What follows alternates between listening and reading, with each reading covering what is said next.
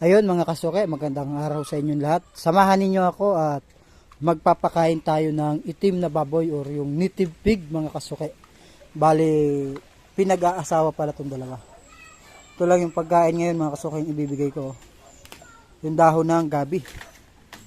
Ito yung magandang alagaang baboy mga kasuke dahil kahit wag nyo nang pakainin ng pigs, kahit mga darak lang or mga ganito lang, kumakain siya mga kasuke or makakasurvive sila. Yan mga kasuke. Ito yung barakong malaki oh. Yan mga kasuke. Native pig po kung tawag. Black pig. Grabe ang pangil mga kasuke oh. Sa edad niya rin siguro yan mga kasuke. May edad na kasi ito. Ang laki oh. Yan sa mga bago lang dyan. Sa mga kasuke nating bago. Pa-like and subscribe po mga kasuke. Yun. Sarap na sarap sila mga kasuke.